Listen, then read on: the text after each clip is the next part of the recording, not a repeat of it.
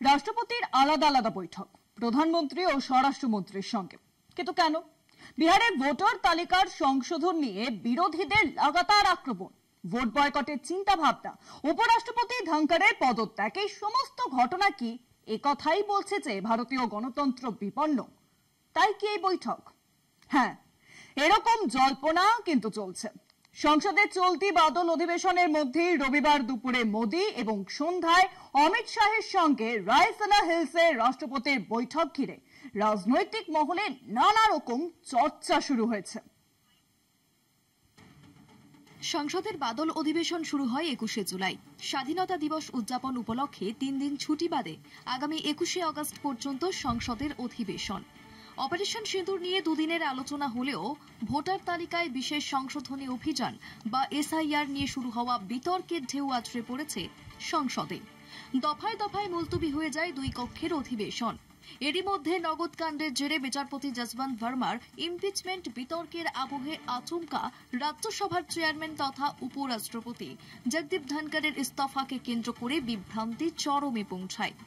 সূত্রের খবর, আগামী 21 তারিখ পর্যন্ত অধিবেশন প্রলম্বিত হলেও সরকারের কাছে সংসদ চালানোর মতো কোনো উল্লেখযোগ্য রসদ নেই। এই পটভূমিকায় কেন্দ্রীয় স্বরাষ্ট্রমন্ত্রীর রাষ্ট্রপতি দ্রৌপদী মুর্মুর একান্ত সাক্ষাৎ নানা জল্পনা উস্কে দিচ্ছে। ঘটনাচক্রে বিদেশ সফর সেরে রাষ্ট্রপতির সঙ্গে প্রধানমন্ত্রীর সাক্ষাৎকার সরকারি প্রোটোকলের অংশ।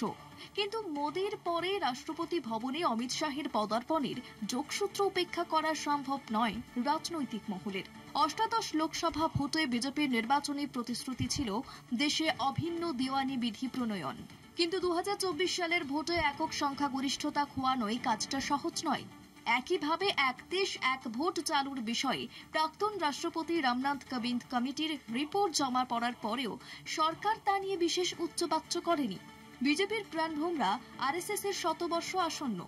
সংঘের এই 2 এজেন্ডা পূরণের চাপ রয়েছে মোদী শাহের। যেহেতু সংসদের অধিবেশনের আগামী দিনগুলিতে সরকারের কাছে বিশেষ কোনো বিজনেস নেই, স্বভাবতই এই অবসরে দীর্ঘ বকেয়া থাকা অভিন্ন দেওয়ানি বিধি বা এক দেশ এক ভোট নিয়ে সংসদে অগ্রসর হওয়ার মরিয়া চেষ্টা করতে পারেন মোদী, শাহ, জেপি নাড্ডা বাহিনী। সেই পরিকল্পনা থাকলে বাড়তে পারে অধিবেশনের মেয়াদ। এর আগেও জম্মু কাশ্মীরে 370 ধারা অবলুপ্তি বা 3 তালাক বিরোধী আইন সংসদে আনার আগেও তা নিয়ে বিরোধী শিবির তো দূর, মিডিয়াতেও সামান্য চর্চা ছিল না। এবারেও কি তেমন কোনো চমক দিতে চলেছে সরকার পক্ষ? কলকাতা টিভি।